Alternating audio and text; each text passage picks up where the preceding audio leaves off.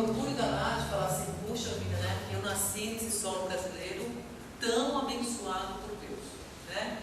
É uma graça divina, estamos aqui, é uma graça divina poder partilhar dessa natureza exuberante. Eu estive no Peru semana passada e eu fico assim, a gente analisa mais os contrastes, né? A gente está no mesmo continente e a Cordilheira dos Andes, ela faz um divisor de águas, né? Para cá, tudo seco e estéril. Para cá, uma relva maravilhosa. Nós estamos na parte da relva maravilhosa. A gente vê o solo lá no Peru, no Chile, no Equador, seco, tórrido, né? Eles têm que colocar, eu fiquei assim, surpreendida, surpresa, quando vi em Lima, um rapaz, aqueles que armam, né, os caminhos de água, jogando água num quadradinho pequenininho assim de grama. E eu falava assim, mas por que dá tantos pedacinhos de grama se não tem nada, aí só tem grama? Pelo fato de ter grama, porque você vai nas montanhas ali, são todas estéreis, não tem nada, porque não chove. Aí você volta para o Brasil, no caminho para minha casa, eu vi mato nascendo tudo montelado, e fala assim, olha que solo generoso que nós temos, onde planta tudo dá, né? Então assim, não é à toa que o Brasil está aí, pátria do Evangelho eterno, coração do Evangelho, né? A gente sabe que, a gente vai estudar aí, que foi feito todo um processo de anos e anos, para que hoje a gente conquistasse o Brasil, o Evangelho eterno, mas é uma pátria bendita aí, e solo de muita espiritualidade, né? A gente sabe o quanto tem de médiuns hoje aqui no Brasil e quanto de grupos espíritas estão no mundo hoje, todos formados por brasileiros. Se a gente vai lá pegar a Federação Espírita Brasileira e você começa a querer saber mais dos outros centros, até a gente manda muita coisa dos outros centros espíritas, a gente manda a Evangelho Eterno e tal, tudo lá é brasileiro. Você vê lá o nome brasileiro, no Japão, Brasil. Escandinávia, Suécia, Dinamarca, Brasil. Estados Unidos, Brasil. O Brasil exporta e tem exportado um celeiro de médicos aqui. E não é à toa que isso tem uma razão de ser e existir. Para cada povo há um desígnio. Então, assim, antes de falar que, poxa, agora assim nós somos os maiorais, a gente tem que ver assim. Desde que o mundo é mundo, que a Terra tem 4,5 bilhões de anos, né? Há sempre um desígnio para cada povo irradiar uma verdade divina, tá? Foi a Grécia, a gente vai para Israel. Faz 27 milhões de anos que o homem existe sobre a Terra, né? Isso aqui é peguei de seus palmos. Faz 40, 30 mil anos que começaram a vir os primeiros informes iniciais. Então, olha o tempo que a Terra tem e olha quando é que começou a vir os primeiros informes. Quando o homem se torna bípede vertical. Antes disso, ele alcança a razão, tem um domínio da inteligência. Começam a vir os primeiros informes iniciais. A gente vê que isso é antiquíssimo, antes dos Vedas, sempre cintilou no planeta, polvilhou pontinhos de luz vindos pelo plano espiritual. Então, o mediunismo sempre existiu. Os grandes recados que vieram sempre via mediúnica, mas isso não era radiado, isso não era uma coisa generalizada. São pontos de luz do planeta, conforme a gente vai evoluindo, adquirindo um padrão também de corpo, de inteligência melhor, viriam melhores informes. A gente vê que Israel, a gente fala assim, por que essa questão desses povos designados, né? A gente vê que eu fui até estudando, me pedi o Felix Oswaldo e falava exatamente isso.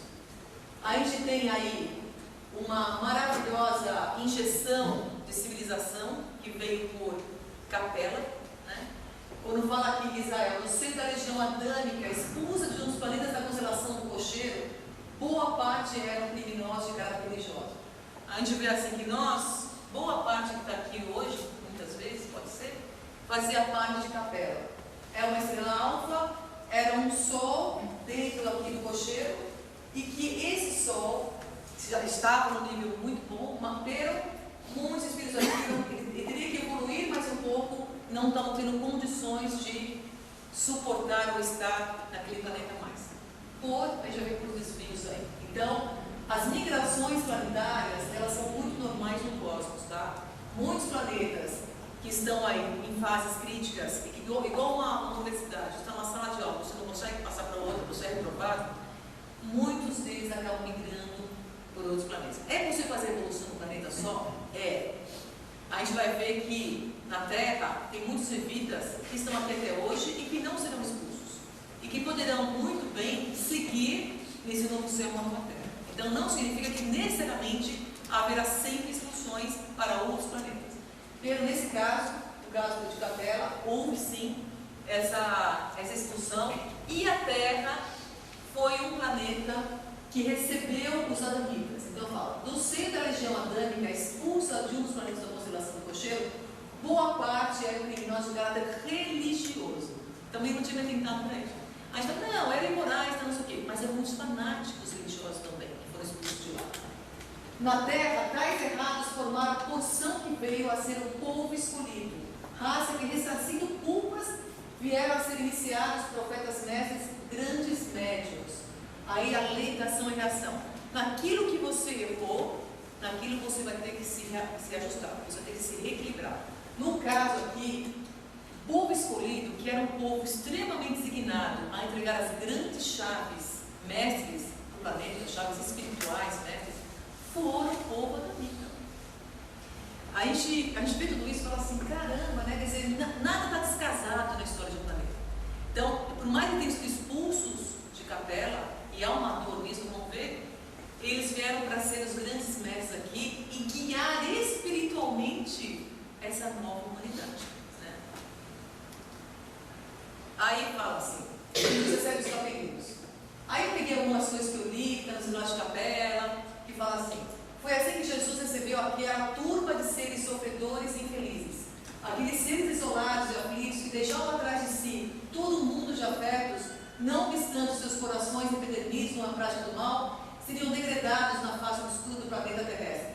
Andariam desprezados na noite dos milênios da saudade e da amargura, reencarnar-se-iam no seio das raças ignorantes e primitivas, a lembrarem para os perdidos dos realmente instantes. A gente vê muito isso. Muitos adamitas que se recuperaram voltaram também, tá? Muitos por opção ficaram. E aqui nós temos um misto de espíritos que a gente não sabe exatamente quem de onde vem. Mas a gente crê que tem muitos adamitas aqui também, tá? Por muitos séculos não veriam a suave luz da capela, mas trabalhariam na terra, acariciados por Jesus e confortados com sua imensa misericórdia. Então assim, é só um trecho de ver que sai de um planeta, um Cristo do outro planeta recebe essa porção e orienta. Há um programa divino para espírito e matéria.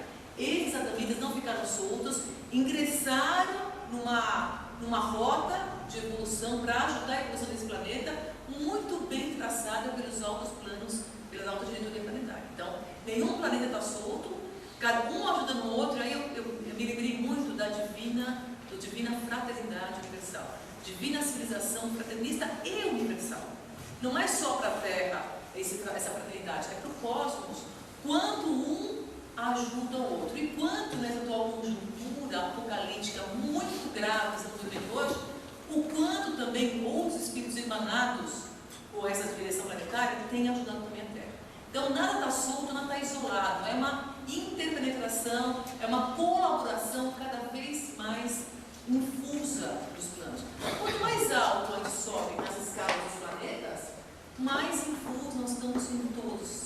O oitavo céu crítico já está infuso com todos esses espíritos que comandam o mundo das humanidades. Então, essa é o caminho do espírito, tá? Para cada povo desígnio, depois os patriarcas em serviço contínuo, vinha através do povo escolhido, daquela porção divina, a entrega do supremo documento da humanidade, a lei de Deus, tá? Eva, a raça primitiva, e os punidos advindos de Capela recebiam um documento básico de comportamento. Raça primitiva, raça divina, os dois se mesclam, o advindo dá esse empurrão na raça evita, recebem o supremo documento básico de comportamento. Do seio da porção, cujos crimes eram religiosos, vieram os profetas maiores, porta-voz das religiões angélicas, filtrando ordens na direção planetária. Isso aqui tudo está nos livros das mãos, tá? Aí eu queria falar um pouco da... Ainda não é aqui não, tá? Também não é aqui não. Israel escolhido para quê? Israel foi escolhido para entregar à humanidade os 3 fatores iniciáticos da doutrina. Mais tarde chamada cristianismo, tá? Naquela época não tinha isso não. Era a doutrina do caminho, eram os caminhos. Mais tarde a doutrina. A lei, que é para todos os espíritos, a exemplificação de Jesus, que é para toda a humanidade, de realização dos dons para toda a humanidade, né? Então a gente vê assim, Israel, o povo judeu encarnou durante séculos esses advindos, né? Séculos e séculos, entre os profetas, na linhagem do rei Davi, para trazer, então foi bem focadinho esse trabalho, para trazer o quê? Esses grandes documentos, os imortais e impassáveis da cultura. Então, são marcos de comportamento, são marcos de conquista moral e espiritual que nós tivemos com a entrega disso. Desvirtuamentos do povo designado por padres, corromperam religiosos, corromperam essas verdades, não reconhecendo Jesus. Quer dizer, muitos dos judeus hoje, eles seguiam mais pelos rabinos e não seguiam pela lei. Eles não aceitam Jesus, não aceitam viver em torno daquilo que foi entregue de fato, porque a gente não tem que ter acepção de raças e povos. Muitos judeus estão aqui hoje, a gente sabe que não tem essa questão, esse vínculo da raça. Há um desígnio para cada época. Brasileiros, quantos de nós somos profetas do passado? Quantos de nós somos grandes mestres do passado? Quantos de nós entregamos tudo isso? Então, o Brasil está aqui hoje, mas não há que ter uma acepção de país e de raça, tá? Só quis colocar isso aqui para mostrar que cada hora, no momento presente aí do planeta, há um desígnio de um povo a conduzir, tá bom? Mas que vinha do povo judeu, os pilares, para que a gente ingressasse num patamar espiritual maior, isso de fato veio pelo povo judeu, tá? E é bonito quando você vê assim, todo esse estudo, que é um único e maravilhoso corpo profético que se constitui em doutrina fundamental. Por mais que a gente tenha concebido religiões, formalismos, religiosismos em torno de grandes emissários, há que se ver que há um único corpo doutrinário fundamental para essa humanidade. Há uma linha mestra única que vem, tendo que se somar às anteriores, tá? Esse é o sentido contínuo da evolução. Você não pode ficar, o que nós fizemos, estamos pagando um preço muito alto, é endeusar esses grandes iniciados. Esse programa divino de informes começou há 330 mil anos, como eu falei. O povo judeu, uns designados, tiveram outros, e fundamental é essa linha mestra, tá? E teremos o trabalho dos grandes iniciados, mestres, patriarcas, cristos e apóstolos, da verdade que conduz à divinização do Espírito. Então, a gente tem, nessa fase de maturidade, enxergar de muito alto como é que funcionou essa história espiritual da humanidade. Porque a gente não pode mais mergulhar em homens, mergulhar em livros, ficarmos tacanhos nessa grande realidade, essa grande verdade que vem, e de novo cometer enganos e erros religiosos, que é adorações, mistificações, idolatrias, a homens, paus, pedras e livros. Então, o mais importante é entender que há um programa divino para o Espírito e para a matéria evolui de acordo com o grau do Espírito. Eu ouvi ontem, não consegui trazer para vocês, eu ouvi ontem uma gravação do seu Osvaldo, que fala, poxa, aqui é o planeta de tufões, de furacões, não, mas a Terra é bonita, ele fala, a Terra é bonita. Mas, conforme forças do Espírito, assim será a casa que habitais. No futuro nós não teremos tantas convulsões ambientais e naturais. Por quê? Porque quando fordes mansos e humildes, tirarei da terra os insetos daninhos. Então a gente vê que cada vez mais nós tomamos a ciência de que há esse programa divino. Você fala assim, estou num patamar de evolução com esse conhecimento. Virão outros para complementar a obra, tá? Importante ter a noção mais madura dessa realidade maior. E não ficarmos aqui embaixo nos apegando a pessoas, nomes, livros, etc. Tá? Programa divino de informações, passado pelos planetas, como foi falado aqui já, né, nas palestras, grandes vultos, Ramo, Orfeu, Hermes, Buda, Horácio, Krishna, Lacerda, Manu, Pitágoras, entregando ensinos iniciáticos, todos monistas, sempre lembraram o divino monismo, sempre lembraram um Deus, uma verdade, uma doutrina, sempre todos eles. Nunca houve vários deuses, nunca teve um antropomorfismo. Moisés entrega o documento máximo moral, 10 mandamentos, íntima, tudo, e volta como João Batista, junto com Jesus, para restaurar a doutrina de comportamento. O que aconteceu? Todos esses grandes espíritos, não todos eles um a porque eles se voltam, são poucos grandes espíritos que tivemos nesse planeta. Né? Só, até contando os dedos, não mais do que 10 que reencarnaram, reencarnaram, para trazer essas verdades chaves. Muitos foram martirizados, porque a gente não entendia, né? A gente era muito primitivo ainda, e eles voltaram, vem Jesus, vem João Batista com Moisés reencarnado, para restaurar toda a doutrina entregue lá atrás de comportamento que foi desvirtuada pelas religiões, né? Dos religiosismos. Então a gente vê assim, que eles vêm e retornam a divina doutrina de comportamento. Deus, uma humanidade, o que preza a um espírito? Comportamento. Eu estava falando com a minha chefe essa semana, ela falou assim, nossa, tem uma pessoa que falou que é ateu. Chocada. Qual é a diferença de um ateu e um fanático religioso? O que interessa, cada vez mais, para Deus, para a intimidade nossa, é comportamento. Então, a gente se choca quando alguém fala assim, pô, eu sou ateu. O cara pode ser um ateu e pode ter um divino comportamento. Eu posso falar, eu sou divinista, eu sou espírita, e ter um péssimo comportamento. Me sinto mais tranquila quando eu falo, não, é porque Deus, né? Me sinto mais tranquila quando eu falo, pertenço a um grupo. O que leva de fato o espírito a brilhar quando desencarna? Então, assim, ó, todos eles vieram, todos os grandes mestres, que são esses 10 que se mesclam em vidas, vieram para restaurar a divina doutrina de comportamento. Importante saber para que você veio, né, de ouvir em algum lugar, o que estou fazendo e para onde vou. Isso é o básico. Importa ser decente na conduta. Não interessa se você romaniza, não interessa, nem deveria ser que nós pertencêssemos ao rama, religião de rama, religião órfica, religião hermética, não interessa. Religião cristã, não interessa. O que interessa quando você vai desencarnar, e aí ninguém pode mentir para si mesmo, é assim, o quanto de fato eu coloquei em prática aquilo que eu sei. Bom, né? Então eles vieram restaurar há 2000 anos o que é Deus, fruto da justiça, dons mediúnicos que foram generalizados por Jesus. Nenhuma humanidade também vive sem poder fazer essa prática, esse diálogo com o plano espiritual. Não é espírita, né? Os dons mediúnicos não pertencem ao espiritismo. É uma lei regente fundamental. Jesus vem, alcançamos já esse grau para podermos, não somos médiuns completos, mas ter os dons repartidos já e poder já comungar com um pouco o plano espiritual, conquistamos isso, ele começa de novo a generalização dos dons.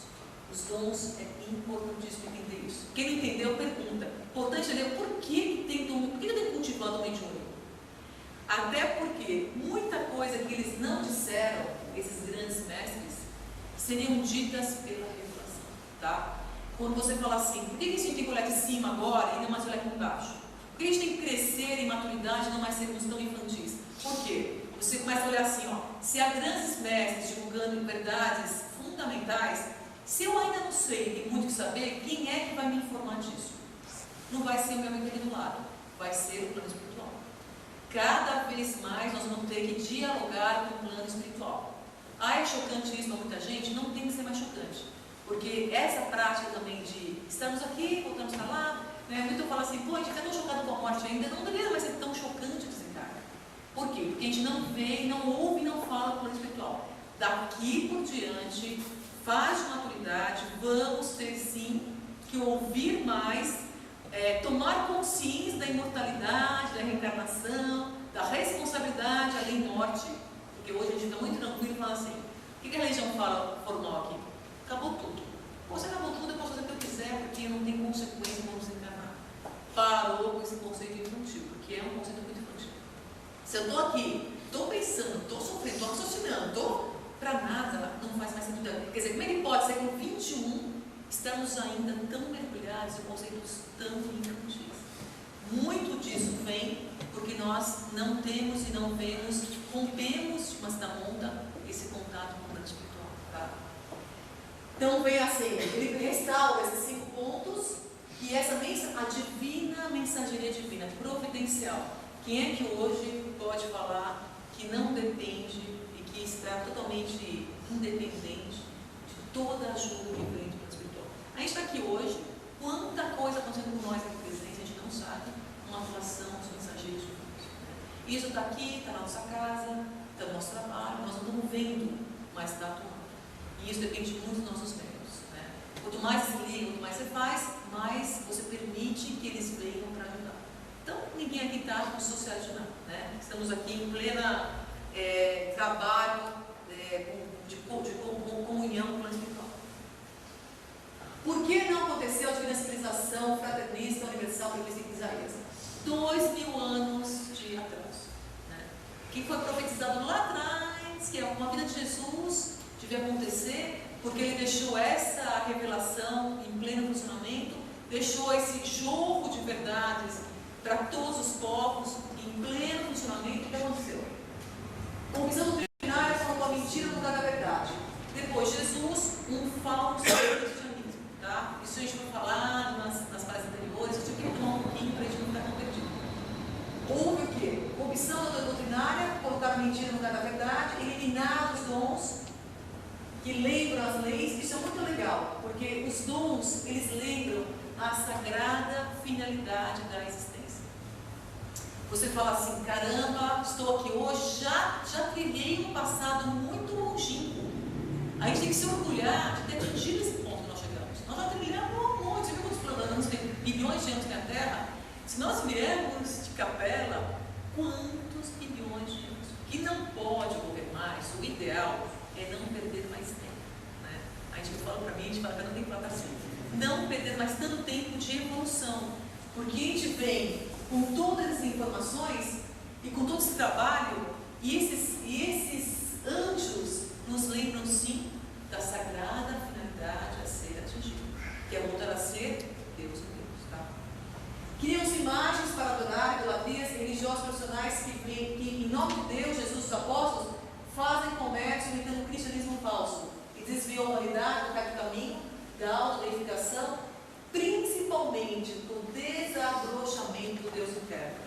As religiões, elas não apenas viciam, embotam as mentes, como elas fazem o espírito retardar muito a sua evolução. Ninguém vem nessa terra só para queimar carga negativa. A gente vem principalmente para desabrochar o Deus interno. Quando você é uma emanação divina, que desde criança a gente tem que saber isso, somos emanações divinas. Desde que o Espírito reencarna, a mãe e o pai ensinam isso para ele. Você é uma emanação divina. O que eu tenho que fazer, pai e mãe, para poder ser melhor no mundo? Viver a lei. Aí você vive a lei, o mundo não vive a lei. Aí, um choque danado. Mas mãe, mas pai, meu colega não fala isso, meu colega não faz aquilo, a mãe do meu colega também não faz isso. Então, o que acontece hoje, por isso que há que se ter um expurgo muito grande, uma separação entre cabritos e ovelhas, porque está dificultando a vivência dos 10 mandamentos. A gente sabe que uma laranja podre, ela contamina as outras. Há uma grande dificuldade hoje de fazer brilhar a verdade e de você ter e ser uma pessoa mais correta, mais decente, porque há muitas laranjas boas, que elas estão infestando tudo. Então, há que se ter sim essa consciência de que estamos aqui em evolução para desabrochar nosso Deus interno, nosso Deus interior. Se tem alguém ou alguma coisa trabalhando isso, a gente tem que largar de mão e seguir esse caminho da autodedicação. Tá? Isso é o mais importante para o Espírito. Fora os cães, os envenenadores, os impúdicos, os homicidas, os idólatras e todos aqueles que amam e praticam a mentira. Isso está no Evangelho Eterno, isso está no Apocalipse. A gente vê que isso tudo aqui não pode mais se repetir na história desse planeta. Não dá mais para ter homens segurando, impedindo a evolução do seu próximo. É crime de lesa verdade você impedir que alguém tenha acesso às verdades divinas. Por isso que está na porta da verdade. Não entra, não deixa os outros entrarem. Você retarda muito a sua evolução e a do próximo. Os maiores responsáveis são os religiosos profissionais. Lidam com massas humanas, lidam com grandes massas e lidam em nome de Deus. Pior ainda, eles interferem nas vidas de milhares de pessoas. Por isso a consequência é muito drástica para aqueles que são religiosos profissionais, Capela, os que eram fanáticos foram expulsos, vieram para cá. Agora, de novo, novo expurgo, muitos dos fanáticos religiosos serão expulsos novamente, e dentre deles pode estar os capelinos de novo. Né? E a gente não sabe que pega então, vocês não sabem. Então, assim, é muito sério quando você impede de um espírito crescer interiormente. Como agora, vamos dizer, na segunda metade evolutiva, há que acelerar esse processo. Tá? Os Vedas e Budas, nossos predecessores, ensinaram verdades liminares. Os velhos isolados entraram em pormenores doutrinários. Moisés fez a lei caminhar e advertiu os homens em geral. Pitágoras elevou tremendamente as fundagens mediúnicas. Cristo Jesus sintetizou a verdade, o amor e a virtude. Roma corrompeu tudo e todos. E Elias voltou para a redação final da excelsa doutrina. Quem entender secretismos, esoterismos, ocultismos, enigmatismos, mistérios e quejandos, por certo estará fora do tempo e terá que responder pela sua falta. Não estamos mais no tempo disso. Quando a gente ouve alguém falando, não, eu sou Rosa Cruz, não, eu sou não sei o quê. Aí, como eu falei, nós temos a tendência de nos armar de homens, de idolatrar o que é material, o que é temporal. Temos agora a obrigação de seguir o nosso tempo. Nosso tempo agora é divinismo, divino monismo. Ligação de Deus diretamente com Deus e as religiões angélicas para arrumar para Jerusalém Celestial. Não há mais tempo de ficarmos presos às religiões. E isso com muita dor, né, que Suzano colocava até nos Evangelhos Eternos, o quanto vai marcar o antes, igual Jesus teve antes e depois de Jesus, agora vai ter também. Antes e depois do século XX. Parece que o século XXI teve um atraso. Marcante para essa humanidade, terríveis lembranças do que vai acontecer, para que nunca mais a gente volte a tempos passados de idolatrias, de marcação de passo que a gente tem que ir para frente. Tá? Restauradores que vieram, João Hus, Elias Volta, século XIV, século XX, foi um trabalho grande, Ladai, Giordano Bruno, John Cliff, todos eles vêm lembrando as leis superiores e retornando à revelação. Por mais que eles não tenham generalizado, porque Jesus tentou generalizar, houve até o século XIV, como foi falado também, houve a grande trevas, eles vêm por muito contato mediúnico para de novo fazer a revelação retornar à humanidade. Porque a revelação ela te livra do materialismo e da brutalidade. Lembra as leis superiores maiores, tá? Aí no século XIV os solteiros começam a cavaleira, 4 séculos e meio, reencarnam o dia dos profetas. E os líderes movimentos, os líderes foram esses aqui, né? Como a gente já falou, a Tati falou também bastante disso aí. O Brasil começa nesse mesmo tempo a preparação para receber 5 o Evangelho Eterno. Ele não está dissociado desse movimento, porque está aqui as Américas, está aqui tudo ocorrendo na Europa, né? Aqui na América não morri ainda. Ásia, começa a vir um trabalho de plantar a semente do Evangelho. A gente sabe que Jesus aí, lá, todas as grandes decisões são tomadas em altos planos direcionais. Jesus chama o Espírito de Ismael, que é o guia do Brasil, para fazer aí esse grande trabalho de transplantar para a terra do Cruzeiro do Sul, o que deveria ser aí as sementes futuras, tá? E ele fala assim, ó, instruirás um roteiro de coragem para que sejam transpostas as imensidades dos oceanos perigosos e solitários que separam o velho do novo mundo. Instalaremos aqui uma tenda de trabalho para a nação mais humilde da Europa. Já estava tendo muitas contendas na Europa. E é muito bonito quando você vê assim, ó, aproveitemos elementos simples de bondade e coração fraternal dos índios. Mais tarde ordenarei a reencarnação de muitos espíritos já purificados no sentimento da humildade e da mansidão, enterrados, oprimidas e sofredoras das regiões africanas, para formarmos um pedestal de solidariedade do povo fraterno que aqui florescerá no futuro. O pessoal fala, né? Será que tudo isso conta mesmo nesse livro? Eu estou tentando arrancar. Esse coração do mundo para a gente questiona muita coisa que tem nesse livro, né? A gente crê que teve realmente alguma reunião, porque na prática a gente vê que o povo brasileiro é uma miscigenação de povos. É um dos poucos ou únicos no mundo que tem esse nível de miscigenação, tá? E que vive em paz. Todos os grandes movimentos do Brasil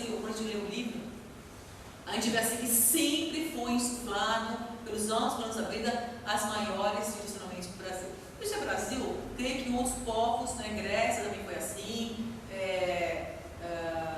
Egito foi assim, os judeus também.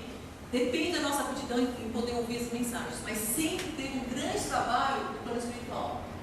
Então Jesus se entregava ao comando do Brasil a Ismael, cuja missão é reunir os sedentes de justiça, delegados, os simples, os humildes, escravos, sob a influência dos missionários. Os jesuítas tiveram um papel muito grande nesse balizamento, nessa mansidão de unir os povos. Eles ligaram muitos os povos.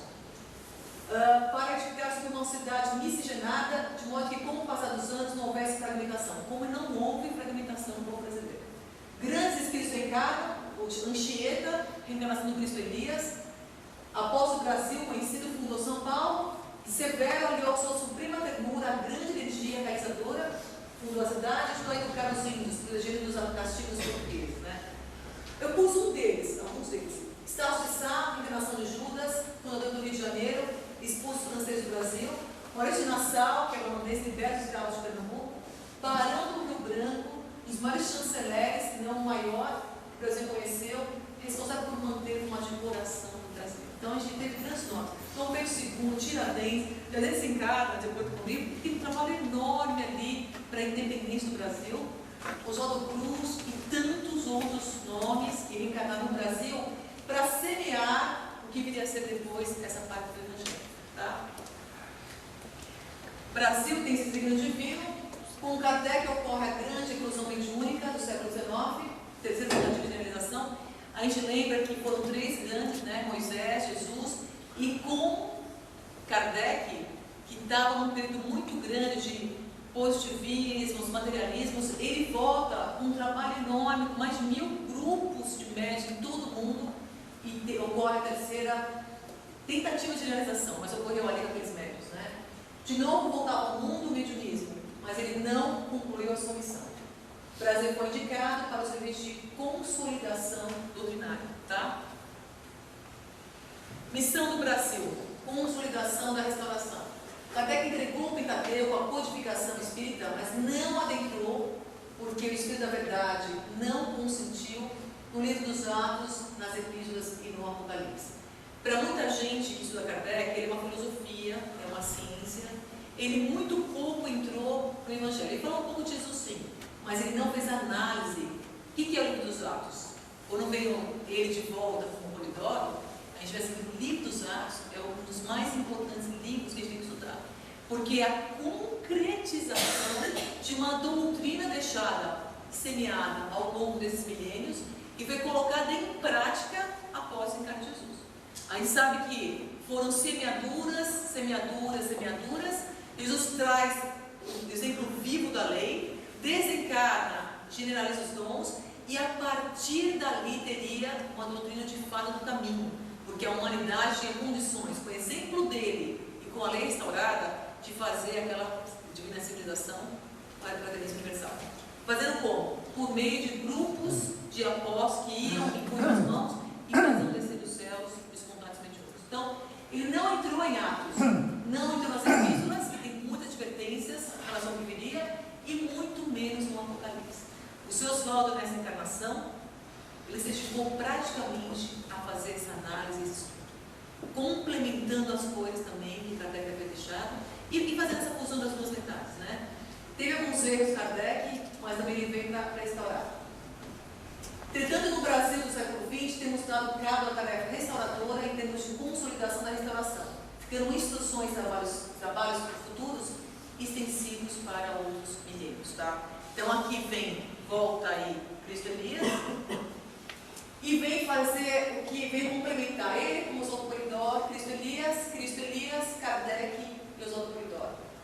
Qual é a predestinação apocalíptica do Brasil? Né?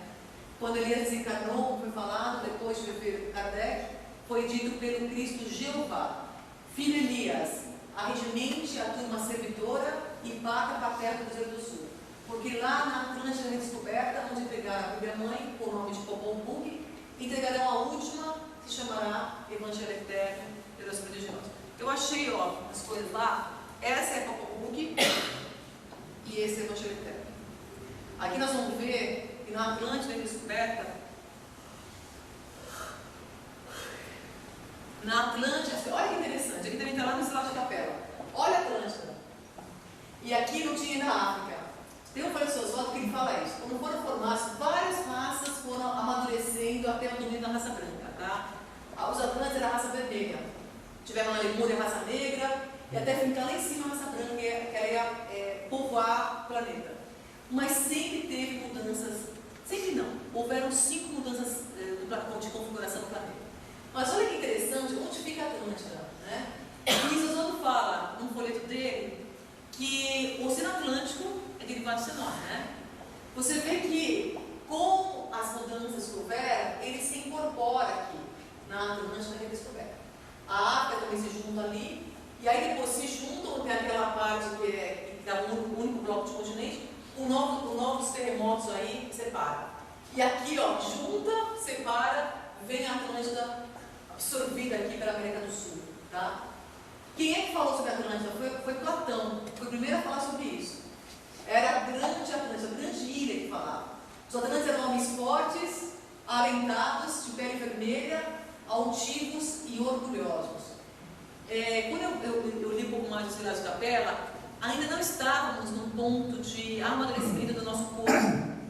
E a gente sabe que a glândula pineal é a parte do espírito, né? O perispírito ainda não está bem formado, fala que os Atlantes, por ele estar ainda se formando, né?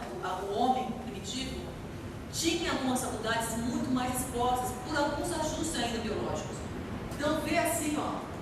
Na Atlântida, as psíquicas mediúnicas notáveis para a sua época, que passaram a aplicar ao serviço de ambições e glórias, né?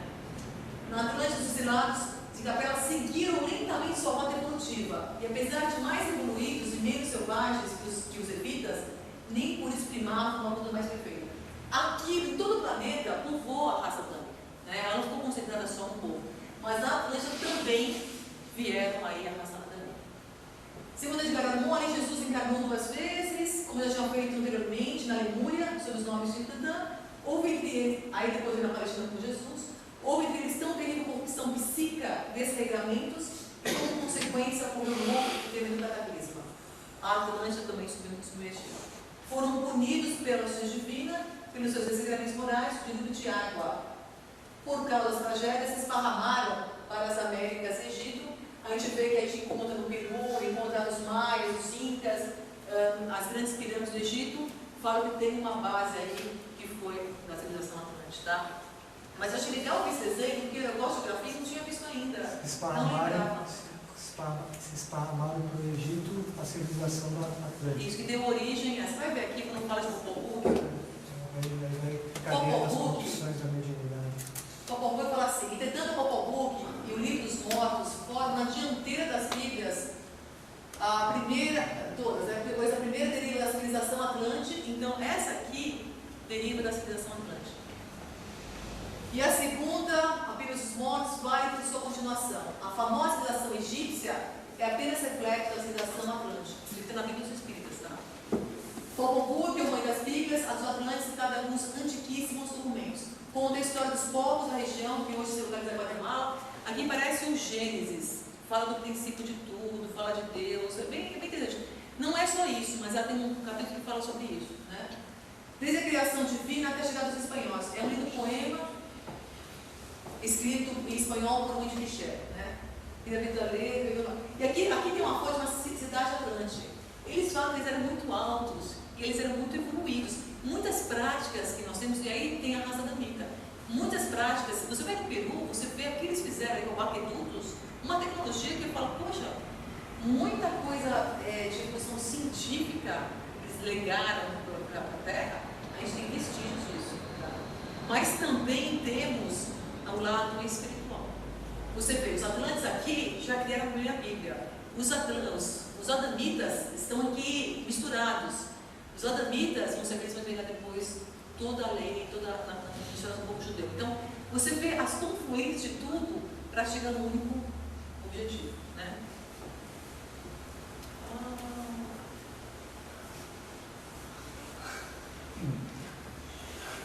Popol Vuh, pegará uma última, que é o Evangelho Eterno, tá? Início do Espiritismo no Brasil. Após a República, em 1889, Ismael se concentra na consolidação da obra espiritual no Brasil. Assim, eles são muito inspirados todos ali, até chegar na proclamação da República. Depois que chega, há uma autonomia de alguns comandos. Não é o tempo todo eles ficaram ali vigiando. Em 53 começa a discutir o Espiritismo no Brasil. Começam os ensaios do Espiritismo no Brasil. A gente vê quando é que veio Kardec? Kardec foi de 1804 a 1869. Mas ele entrega, acho que 1861, por aí, né? Não lembro direito, mas foi por volta disso que ele entrega o Espiritismo. E em 53 começa a repercutir aqui, então foi por volta disso. Publicado nos jornais do Rio de Janeiro, o fenômeno das mesas girantes. A gente sabe que é aquela coisa que você batia na mesa, fazia brincadeira de salão, para saber que os seus espíritos respondiam, virou uma grande brincadeira, e foi aí que começaram a estudar os fenômenos. Então, Kardec, estudando esses fenômenos, perguntando para os espíritos, fez uma série de questionamentos e elaborou esses dados. Tá? Em 1865, está no primeiro estudo espírita no Brasil. Em 1869, é publicado o primeiro jornal espírita. Por inspiração de Ismael, Universidade de Estudos Espíritas, e aí eu segui os princípios do Livro dos Espíritos. Então começa já as primeiras sementes do Espiritismo aqui no Brasil. Não podemos deixar de falar de Bezerra de Menezes, né? Ele é o Kardec brasileiro. Eu não coloquei a data que ele veio aí, mas ele veio em 1800 e pouco, eu digo Kardec.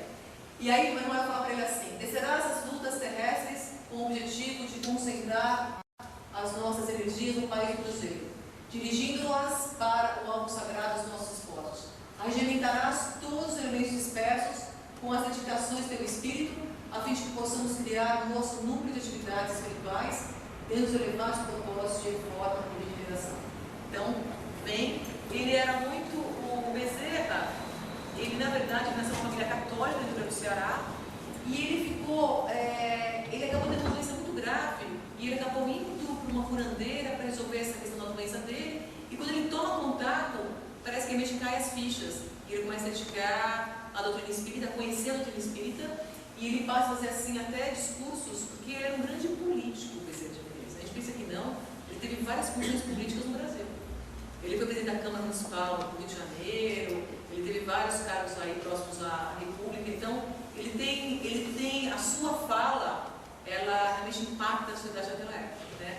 E ele faz uma declaração numa assembleia política que ele se converteria ao espiritismo. Então não era só médico. A unificação do espiritismo no Brasil. A República, filha do positivismo, impediu o avanço da doutrina espírita. Como qualquer parte do mundo, não era só na Europa que sofria também dos materialismos, né? Que também sofria disso. E, em consequência do novo Código Penal, eu até coloquei aqui, esse Código Penal de 1990, que fala assim: praticar o espiritismo, a magia e seus sortilégios, usar de talismãs e cartomâncias para despertar sentimentos de ódio, amor, inculcar cura de moléstias curáveis ou incuráveis, enfim, para fascinar e subjugar a credulidade pública, era crime e punível com prisão celular e reclusão por 1 a 6 meses e multa de 100 mil a 500 mil reais. Código Penal Brasileiro, 1890. Em consequência do novo Código Penal, vários espíritas foram presos a partir dessa data, né? Em muitos processos foram acusados de atentar contra a saúde pública. Principalmente Bezerra, fazendo muita cura também, tinha muita atuação espiritual ali, e até hoje a gente tem alguns problemas disso, né? Você tem que tomar cuidado para fazer alguma coisa pública. Eles eram também perseguidos, os médicos, né? No céu, o espiritismo há rituais de magia e adivinhações. Por causa da pressão do clero católico, que sempre teve aí por trás desses grandes truncamentos, né? E dos positivistas, até mesmo da classe médica. Até hoje a gente tem isso também, né? Temerosa da disseminação sem controle do curanderismo, tá? Então tinha todo esse receio aí de unir o seu Kardec. O Kardec fala que quem dera que todo médico fosse médico, e é verdade, né? Bezerra de Menezes conseguiu, por meio de uma série de artigos nos jornais, sensibilizar os brasileiros para a doutrina de Kardec. E ele realmente publica vários artigos, ele é muito corajoso e ele é muito didático. E ele fala, ele é muito culto, o Bezerra de Menezes. Ele estudou várias disciplinas, direito, medicina, e ele escreve com muita propriedade contra cada agressividade ou cada crítica que vem dos espíritas.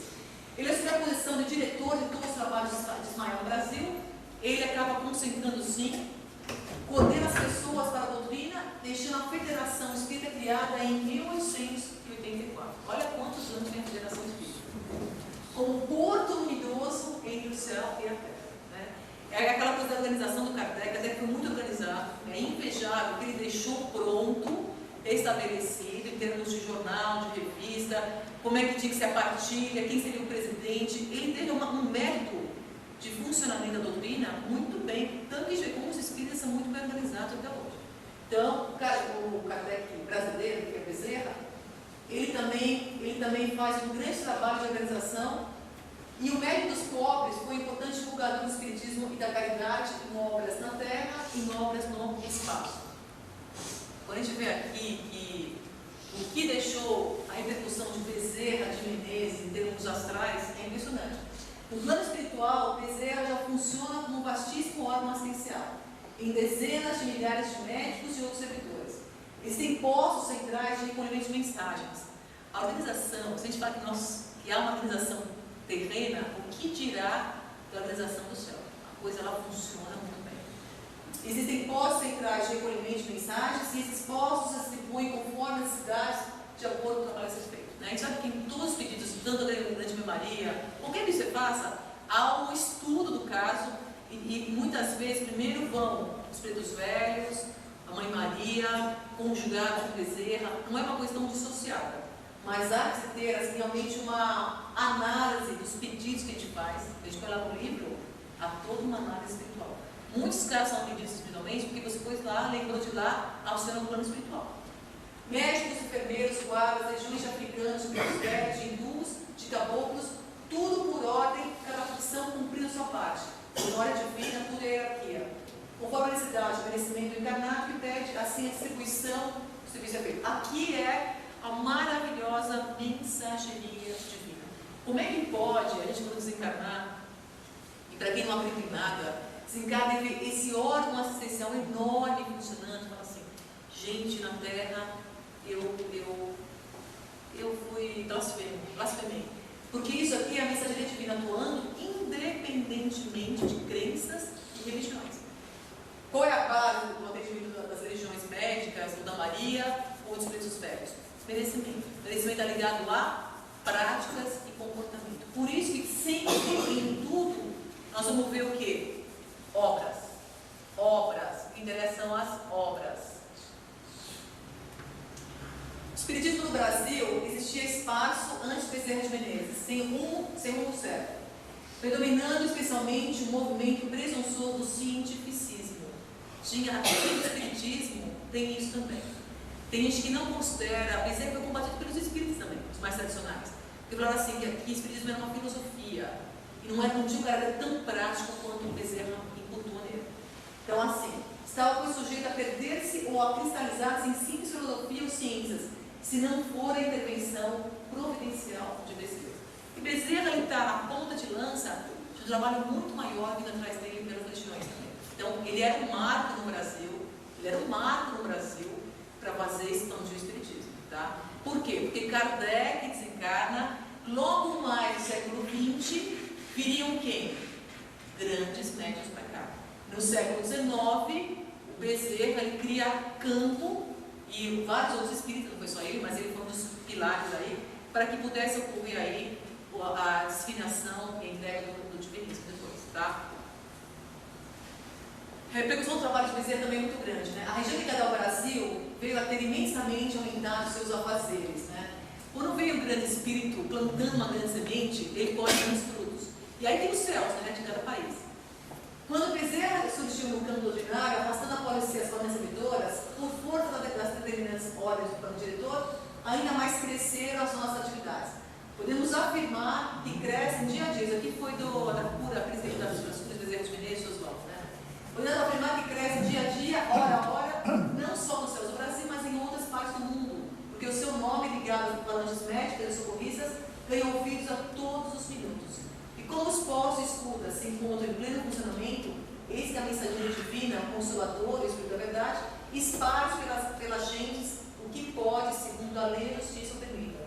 Porque nada se faz sem haver ordem superior. Isso aqui tira daquele livro do Oswaldo também, As Curas do Bezerra de Menezes, que fala como isso foi aumentando e como conseguiram penetrar, né? As luzes começam a penetrar a humanidade, né? Em termos de ajudar a ajuda espiritual. E os Orientes Ismael sobre o Brasil.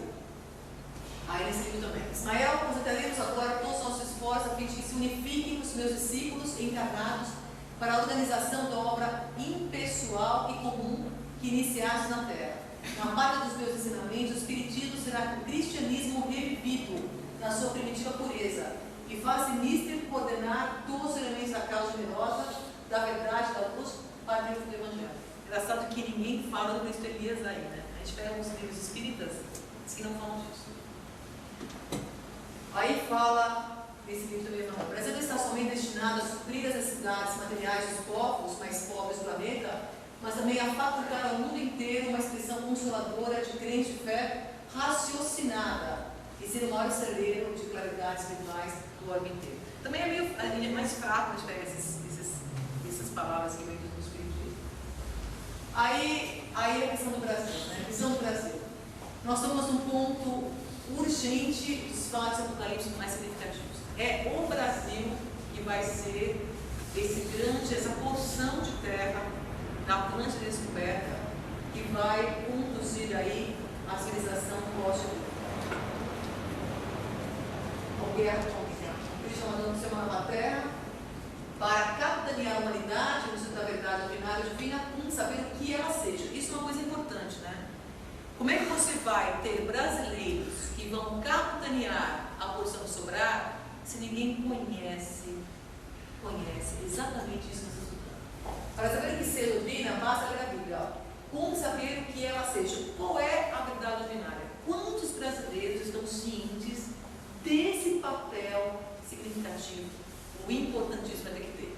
Então, como eu falei, somos brasileiros, estamos reencarnados aqui, não é para ter orgulho disso, né, pela vaidade da cevada, mas tem que ter a consciência desse conteúdo a ser esparramado. Quem é que sabe desse conteúdo que tem que ser praticado, que tem que ser vivido?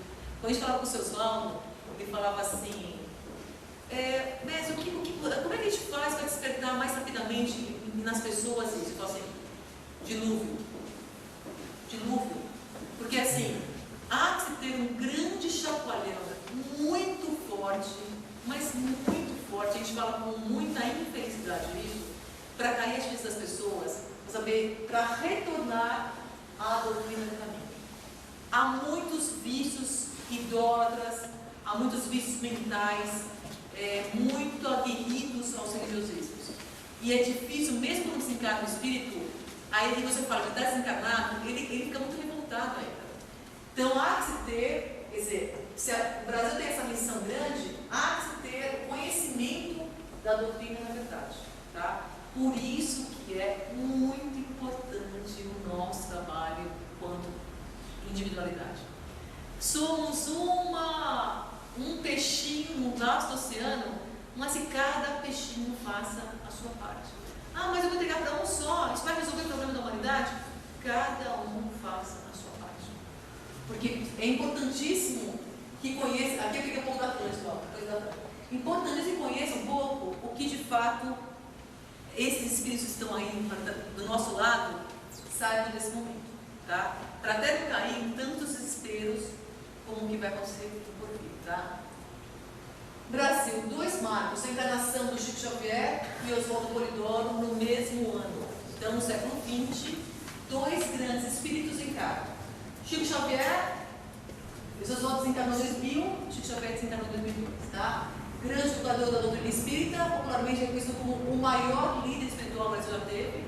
O seu Oswaldo não foi conhecido nessa vida, não foi tão divulgado, no seu esforço que o Sampaio fez, a gente fez, para um dia fazer bastante um livro.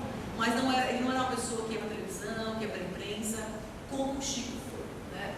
Ao longo de quase 35 anos de atividade, né, psicografou mais de 400 livros, 12 direitos autorais para todas as obras de caridade. A expansão do espiritismo está muito ligado a ele, né? E a gente vê que isso no mundo, o que nós temos de espiritismo no mundo, está ligado muito às obras de Chico Xavier, né? Depois eles Gaspar e depois tiveram outros, mas muito que tem hoje em termos de conteúdo espírita no mundo, vem dos livros do Chico. É o autor brasileiro de maior sucesso, já vendeu quase o dobro dos livros do Paulo Coelho. E seus 48 livros somam 45 milhões de cópias vendidas, segundo a fé, Revelação Espírita Brasileira. Somente no nosso lar tem 2,5 milhões de edições especializadas em 15 idiomas. Então, realmente, a Federação Espírita é uma produtora, reprodutora desses livros espíritas, não só do Chico Xavier, como de outros, né? De Valdo Franco, dos velhos mais modernos, mas ela é uma máquina fazedora de livros, de autores, e tem um lado bom e um lado que não é bom, porque ela, quando ela espalhou no mundo o espiritismo, o jogo mediúnico, esses contatos mediúnicos tão importantes, ela também não reconheceu a vinda do Cristo Feliz. Como eu falei, a gente tem que estar sempre aberto à evolução, né? Todos nós. Como é o mesmo Espírito que vem e volta, o Espiritismo foi preparado um pouco, né, no Brasil, para receber esses acordes divinos, vindos também do Cristo Feliz. Fala-se que o Chico tem uma missão aí de até deixar os seus votos trabalhar em paz, né? A gente tem também isso. Mas os dois vieram ao mesmo tempo. É impressionante, os dois vieram de um trabalho forte, de divulgação do Espiritismo muito, e seus votos de consolidação do divinismo, que também é complementação do Espiritismo. Né? Então, assim, Fara está adiantando um pouco os seus votos, né? 100 anos, mas os dois vieram nessa época para afirmar no Brasil essa doutrina. Tá? Devia estar sendo mais, o divinismo devia estar sendo mais lido e estudado. Né? Quem foi os autoridades? Allan Kardec reencarnado. Primeira coisa, Allan Kardec reencarnado.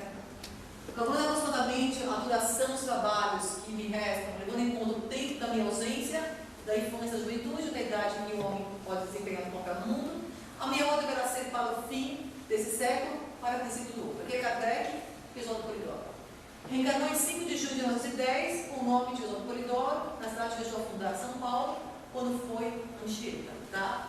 Nós em São Miguel Paulista, local da capital da antiga civilização atlântica. Ele falava assim, se você se cavasse ali embaixo, ia chegar uns telhadinhos na civilização atlântica. É impressionante isso. Desde Newton, em excepcionais dons mediúnicos e intensos contatos com o mundo espiritual. Né? Quem é mais antigo pode falar melhor que eu. Sua primeira obra foi 17 anos que fizesse o batismo do Espírito Santo, daí em diante não parou mais de escrever. E a gente via, quando participava de uma sessão com ele, quão intenso era o contato mediúnico com o mundo espiritual. A gente sentia, quase que tocava assim, a grandeza que era participar de uma oração com ele conjunto. Né? Mais de 30 obras, alguém me atualiza aí quantas obras o outro tem, pois aqui estava mais antigo. Do direito autorais também de todas as suas obras, ajudou a fundar a Federação Espírita do Estado de São Paulo, afastou-se da federação porque desejavam dogmatizar sobre Kardec. E por não aceitarem a restauração que ele veio terminar. Nós temos aí esse ponto crítico, né?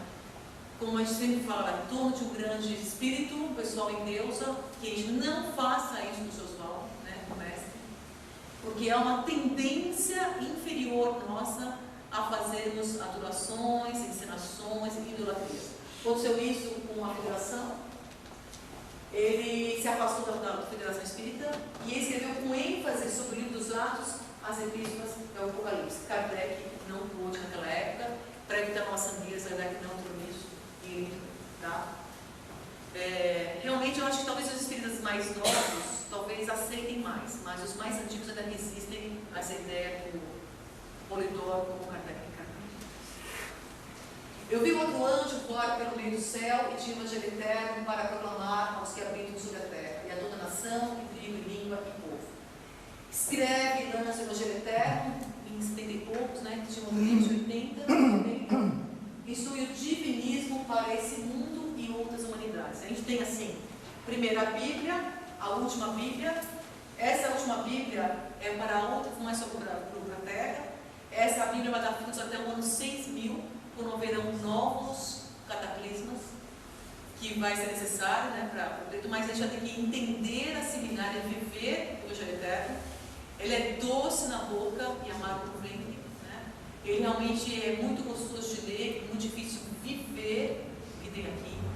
Então ele lança esse livro, que é a última Bíblia da fase de maturidade desse planeta, e institui o divino monismo, divinismo, relação direta de Deus, do Filho com Deus, né? Sem intermediários. Escritas avante. Considera o Espiritismo o início da restauração no século XIX, uma simples etapa, apenas um degrau a mais da escala evolutiva da doutrina do caminho do Senhor. convida todos a dar um passo à frente no caminho da verdade. Isso é um recado que a gente tem que tentar levar aos espíritas, porque são mais amadurecidos, talvez, para entender o Evangelho Eterno, e convidá-los a dar um passo adiante. Quem é o Rosa Cruz, quem é Teosofista, também conhece, mas o espírita tem muito mais condições de entender o Evangelho Eterno. Então, deveríamos, né, ou eles deveriam estar mais conhecedores de tudo. Né? Algumas diferenças que eu peguei, que está lá no Sampaio fez, entre Espiritismo e Divinismo. O Espiritismo não aceita a mente Polidoro em relação de Kardec. O Divinismo sabe que Cristo Elias voltou como Polidoro para complementar a obra kardecista e que a não havia ficado completa. O Espírita, isso aqui é muito grave. O Espírita acha o Espírito Santo símbolo dos bons espíritos. Tá? O Divinismo representa o Espírito Santo, é constitutos mediúnicos, é o veículo da comunicabilidade dos espíritos. Para alguns conceitos do século XIX, veio muito do século XIX, né? Que foi considerado símbolo de bons espíritos. Né? A gente sabe que isso também evoluiu, mas quando se escreve isso naquela época, também causou muita confusão terem conceitos assim, o Espírito Santo. O Espiritismo veio com Kardec no século XIX, para eles o Espiritismo veio no século XIX. Divinismo, a gente fala divinismo como um tabuismo, mas como as verdades reveladas, tá? A revelação de milhares de anos para cá foi cultivada continuamente de forma velada. Isso foi nos cenários esotéricos e agora mais ostensivamente, tá? Houve durante o percurso prolongações. O Espiritismo foi a terceira tentativa de realização da revelação. Então, não veio com Kardec a revelação. O Espiritismo realiza sessões de fenômenos tangentes, efeitos físicos, através de palavras mediúnicas passivas, enfatiza sessões de desobsessão. É muito importante mostrar o quanto as mediunidades evoluíram no século XX e quanto elas têm que estar mais aprimoradas daqui por diante. Sessões de obsessão, elas tendem a desaparecer. Cada vez mais a vidência vai ser mediunidades ativas vão conduzir a humanidade no pós-dilúvio. Então, as passivas, que são incorporação, psicografia, vão ceder para as ativas, que são a vidência, clarividência, desdobramento. Então, é uma evolução dos fenômenos também mediúnicos que nós vamos ter que passar agora, tá? Ele produz muito em provar a reencarnação, o divinismo prega o conhecimento e o comportamento, tá? Algumas coisinhas, a vidência utilizada em alguns locais de forma limitada, a gente não vê. A pessoa quando convida alguém para ver o divinismo, a pessoa fala assim, mas tudo tão escancarado, né? No divinismo, né? Chega lá, os filhos falam com a gente, dão um recado, não vai numa salinha para fazer alguma coisa. Não tem isso. E as pessoas, umas gostam muito, outras estranham muito. Porque no Espiritismo tem tudo isso, né? A vidência, você faz um contato com um espírito que está desencarnado, uma hora X, aquelas grandes aglomerações, como é que chama aquele? Não é caminheiro. Tem uma grande local de oração que eles fazem, você vai lá, vai ver se você recebe ou não recebe, se fica na dúvida. É uma coisa mais engenhosa, não é uma coisa tão direta. Você conseguiu ouvir, se teu filho está bem, não está bem. E até mesmo as incorporações, né? Você vê muitos recados. Então, assim, há que se usar cada vez mais a vidência, né?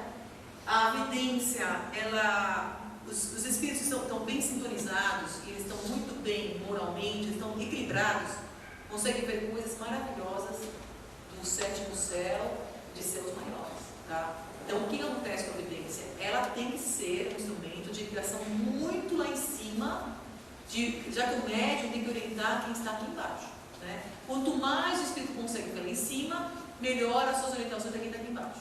Então, a tendência é você evoluir nos seus entendimentos e na sua abertura para o espiritual para ver mais lá em cima. Não ficar muito aqui, tá?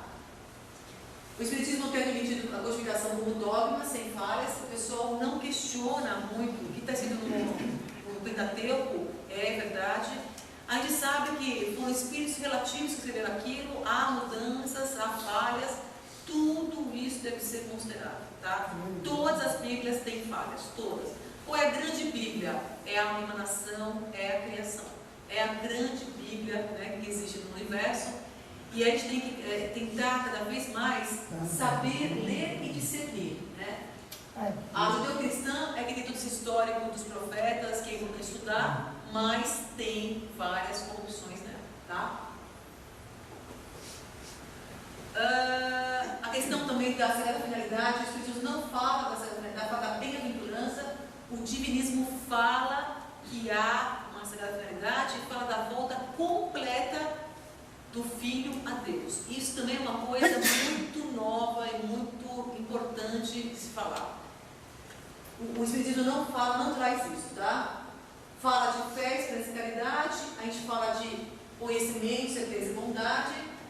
A lei de Deus adota-se na Bíblia, o Espiritismo fala que mexeram-se na lei e ele veio consertá-la, então há mudanças dos 10 mandamentos, sim, tá? E quando é que acontecerá o dilúvio de fogo? Aí está uma foto que choca a gente, porque ele também diz que nós vamos passar. Dilúvio de fogo são grandes terremotos que arrebentarão usinas atômicas e haverá essa grande contaminação radioativa. E tudo isso que foi entregue até hoje poderia ser evitado se nós tivéssemos seguido a doutrina de comportamento. É doutrina de comportamento. A gente tem que se ganhar nisso. Não é uma doutrina que foi feita para colocar na parede, né? A gente não vai lá e acende vela e deixa no canto da parede. A gente não vai lá ler a Bíblia ou ler uma oração, deixa no canto do quarto e fala assim: pô, eu sou uma pessoa espiritualizada, eu tenho a Bíblia aberta lá da minha cama. Aí se engana muito com as coisas, né? Aí se ilude e acha que a gente pode iludir a Deus. Então, cada vez mais, aquilo que o Cláudio falou, somos juízes em causa própria. Adentraremos um período evolutivo de maior maturidade, com a separação de cabritos e ovelhas, e as ovelhas vão ter que ter a maturidade de entender o quão elas são juízes em causa própria. Elas são responsáveis pelos seus destinos, Deus não está externo, é íntimo, e você vai ter que conquistar os méritos por esforço próprio, tá? Então, assim, quando acontecerá o dilúvio de fogo? Já estamos vivendo os momentos críticos do Apocalipse, mas estamos rumando um tempo pior ainda. O último dilúvio de fogo foi de água e nos expulsou ninguém, né? Tivemos 5 aí, tivemos alguns dilúvios. A Atlântida afundou, depois teve Noé.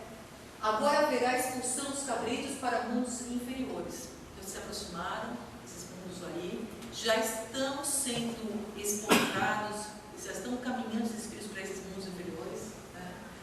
Ante a crescente moralidade, presente principalmente nos meios de comunicação, os vícios passaram a preponderar sobre as virtudes. Com o dilúvio, serão dos tempos, ocorrerá quando a imoralidade chegar a um nível inconcebível. A gente fala assim, mas não chegou ainda? Vai piorar. Vai piorar. Por isso que é importante a gente estar muito ligado às religiões, porque a atuação das religiões, de acordo com o nosso conhecimento, vai ser muito grande. O Brasil está preparado, nos preparando para atender a situação espiritual? Os espíritos têm ciência, né? É importante conhecer o Evangelho, não só espíritos, né? A gente pode falar assim: estamos preparados para o que vai vir? Aí vem assim: país chora tanta corrupção. Violência deixa o Brasil em 203º lugar no ranking da paz global. Violência aumenta a preocupação dos brasileiros com a segurança segundo o golpe, que do ano passado. Ataque à escola no Rio, 13 mortes por vírus. Estamos num cenário, o Brasil não está fora desse contexto do Apocalipse.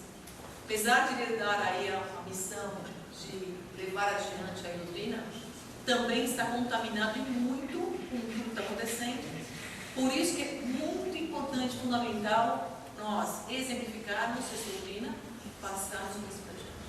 Muito importante. O Brasil, ele, só fala assim, até os escolhidos poderão ser seduzidos. Tanta imoralidade, tanto problema que acontece do nosso lado agora, né? Cuidado com os falsos profetas. O Cristo anunciou para os últimos dias, segundo o primeiro ciclo do caminho do Senhor, a vinda de muitos falsos profetas, falsos cristos e falsos profetas. A época final desse tempo é meados do século XXI. Meados do século XXI é 2050, tá? Liminarmente, a moral, o amor, a revelação, a sabedoria e a virtude jamais necessitarão de prestígios pessoais, quer de homens, quer de instituições e de estatutos humanos. Portanto, onde quer que seja que pretenda sujeitar a verdade, o o amor e a virtude, a prestígios humanos ou a estatutos forjados por homens, lá não estará quando Deus se revelará. O que vai acontecer? Nós estamos num momento de transição, tá? Daqui até 2050 é transição. Nessa transição, o ponto pior vai ser nesses meados do século XXI, tá? Nós estamos crescendo. A gente não sabe exatamente quando vai ter um ponto crítico, mas vai ser um tempo aí mais forte. O que vai acontecer? O desespero vai graçar tanto que aparecerão sim falsos profetas, falsos médiums, falsos cristos. Então ele fala, cuidado com tudo isso, cuidado com a hipocrisia. Aquele que falar que quer sujeitar a verdade, o amor e a virtude, a princípios humanos, lá não está no caminho seguro. Por que ele fala isso? Por causa do desespero que virá. Muito cuidado com a hipocrisia, com os falsos profetas que virão. Já estão aí. É que a coisa tende a piorar. Período de transição, cuidado. Estude o sermão profético de Jesus e a primeira epístola de Paulo aos Romanos. Porquanto tendo conhecido a Deus, não glorificaram como Deus, nem lhe deram graças, antes seus discursos se desvaneceram e o seu coração insensato se obscureceu. Dizendo-se sábios, tornaram-se loucos, e mudaram a glória de Deus, incorruptível, em semelhança da imagem de homem corruptível, e de aves, e de quadrúpedes, e de répteis. Por isso também Deus trocou as concupiscências de seus corações, a imundícia, para desonrarem os seus corpos entre si. Pois mudaram a verdade de Deus em mentira, e honraram e serviram mais a criatura do que o Criador, que é vida eternamente. Por isso Deus abandonou as paixões infames, porque até as suas mulheres mudaram o uso natural do poder da natureza. E semelhantemente também os homens, deixando o uso natural da mulher, se inflamaram em suas sensualidades, uns para com os outros, homens com homens, cometendo torpeza e exibirem si mesmos em recompensa por seu erro. Estudem sermão profeta de Jesus, estudem Paulo. Isso aqui é mais atual do que o outro bocador. Aí precisa aprender a estudar Apocalipse, que é que a gente fez esse ciclo, aprender a entender o sermão profeta de Jesus, entender as epístolas, porque o Cristo Elias veio para estudar as epístolas também, Atos e Apocalipse. E é o que aponta o quê? Para o porvir, o que virá. Então a gente tem que estudar o que está de mais atual para a gente nesse momento do planeta. Até meados do século XXI, coisas tais terão de acontecer, pondo em graves perigos os menos avisados, os que se julgam mais do que Deus, donos da verdade e da doutrina. Muito cuidado com o que virá para nós todos, né? Nesse período de transição, fala assim: afirmamos o período mais grave, intenso e afinado pelos meados do século XXI. Algumas gerações estão enfrentando um período de transição, com a saída de uns e entrada de outros no mundo. Tudo isso é parte integrante do plano renovador. É interessante, ele está naquele livro aqui, ó. Aquele que eu acho que é o Textos Divinos. É bem interessante falar assim: estamos trocando de humanidade já. Até o século XXI, a humanidade inteira será renovada. Grandes cataclismas, ou seja, bilhões de espíritos desencarnarão. E dessa grandiosa operação demográfica surtirá uma profunda renovação de conhecimentos e de comportamento. Porque já estamos trocando. Muitos serão expulsos, ou serão ainda, e haverá até 1/3 da humanidade, dos viventes, né, ficarão nesse planeta. Haverá uma troca de pessoas, de povos. E isso visando o quê? Renovação de conhecimentos de comportamento. Essas mudanças, essa troca de roupagem, essa grande renovação que virá, é para tirar aqueles que são mais renitentes existentes do planeta, para que os novos, os mais puros, fiquem com um conhecimento renovado e um comportamento renovado também. Então, essa troca já está acontecendo, tá? O novo céu e uma nova terra. Depois das tragédias apocalípticas, reduzidas a um terço, haverá um começo quase novo. Dignos filhos de Deus organizarão os cenáculos, os templos de estudos bíblicos proféticos, por saberem que as verdades bíblicas não terminarão com esses acontecimentos. Nós vamos nos reunir, as pessoas falam assim, vai ser uma bandeira, uma verdade, amor e virtude. Nos organizaremos nos cenáculos, toda a parte econômica, política do planeta vai ser repensada. Porque toda a parte econômica, política do planeta vai ser repensada. Todos os políticos hoje, todos os bancos, tudo está ligado a tudo isso. Vai ser uma transformação profunda na consciência de quem está nesse planeta. Aquilo que até hoje viveu sobre o cavaleiro amarelo, o cavaleiro vermelho e o preto, terão que ser repensados. Muitos dos que são escravos do preto serão expulsos. Mas os que são muito ligados ao vermelho e ao amarelo também terão que ser. Então, assim, o que eu não vou dizer tudo isso vai ter uma nova organização político-econômica no planeta. Né? A gente não sabe se vai ser tão rapidamente, mas acontecerá. Né? Porque não pode mais continuar um planeta com tanta fartura para tão poucos espíritos. Há que ter uma igualdade de condições, sem tantos preconceitos, sem tantos divisionismos. É um novo céu, uma nova terra.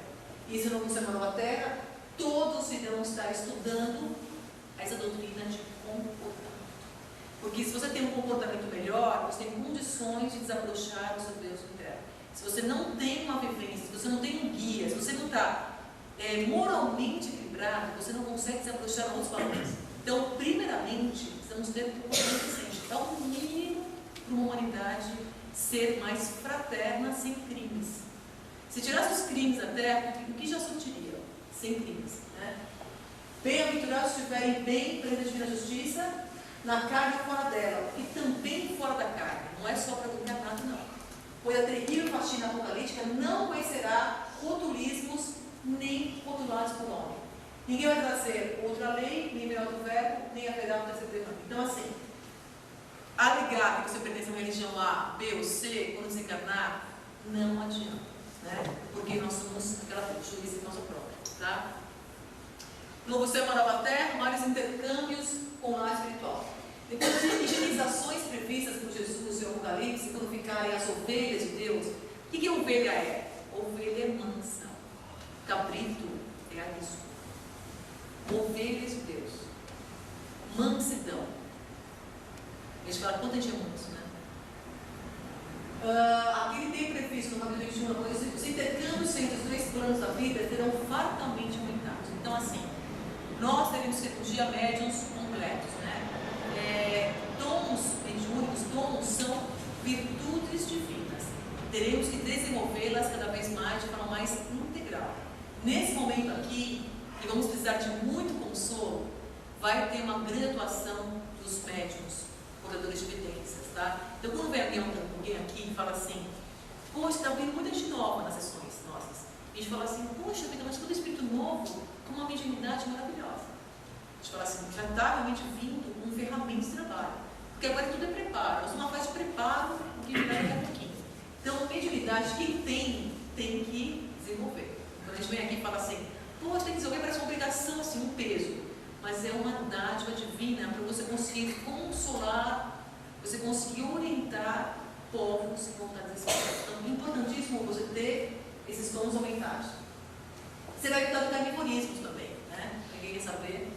O teor vibracional das carnes de animais prejudica muito o nível vibracional humano. Porque isso depõe com os estados mediúnicos também, tá? Porque sabe que a evidência é que mais irá vigorar nos futuros ciclos. Porque ela vai infusar os dois planos da vida. Só vou falar assim que encarnado e desencarnado vão estar infusos. Não haverá mais diferença. Você vai desencarnar e você vai começar a vida encarnado. Essa distância que tem hoje, essa coisa dramática, essa coisa triste que a gente vive, tem que já diminuir daqui para frente, tá? Vai ter essa dor tão grande como a gente sofre hoje com o desencarne de alguém.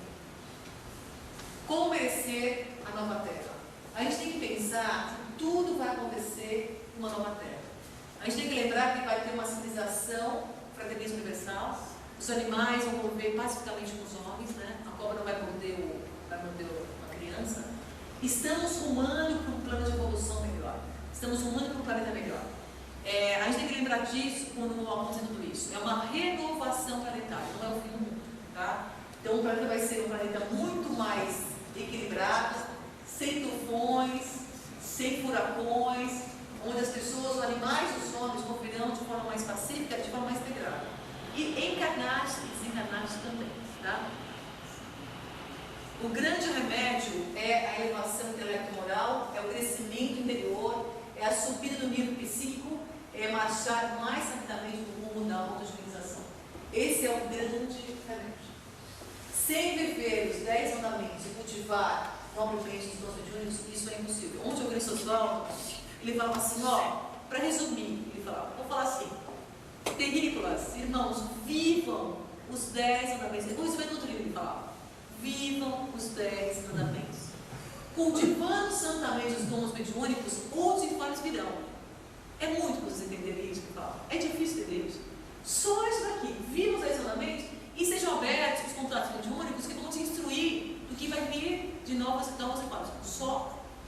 Eu já ri daquele jeitinho dele, mas toda a doutrina, tudo que foi até hoje, um comportamento é isso. Se reduz a isso aqui. Viver a lei. E aí eu coloquei os relacionamentos que eu vou ler. Fala assim: eu sou o Senhor teu Deus, não há outro Deus.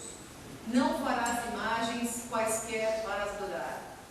Não pronunciarás em vão o nome de Deus. Terás um dia na semana para descanso e recolhimento. Honrarás pai e mãe. Não matarás. Não cometerás adultério. Não furtarás. Não darás falso testemunho. Não desejarás o que é o teu próximo. É a lei que iremos vivê-la de maneira mais intensa, mais frontal na terra do porvir, tá? Reflexão. Ai de ti, homem do século XX, pense em dar o ser das futuras eras, deixando de confiar na verdade, no amor e na virtude, para confiar nos fingimentos e nas imitações religiosistas. O amor entre irmãos vai ser exigido em escala cada vez mais crescente. E se não acompanhares o movimento ciclo-histórico, terás que migrar para mundos inferiores, onde o pão de cada dia será conquistado ainda mais dolorosamente. Isso está na Bíblia. Eu estou encerrando aqui esse pensamento, mas vou deixar muito claro que nós temos a opção hoje de ficar no planeta, como o Cláudio falou, ou de sermos expulsos. Ser expulso é aquilo que os capítulos sofreram. É muito doloroso. Então nós somos um divisor de águas. Ou eu fico, ou eu saio. E é uma decisão nossa. Como é que eu faço para não sair? Viver os pensamentos, tá? Mas que eu não consiga levar isso muito a sério, só falar assim: vivam rigorosamente os 10 mandamentos. A gente pode atender outras palestras que dão melhor cada um dos mandamentos, mas o que é de mais importante para ele entender agora, nesse momento, é ele tem que viver isso e cultivar os nossos motivos. Tá bom? Estou encerrando aqui. Se alguém quiser falar alguma coisa, algum comentário, fique à vontade.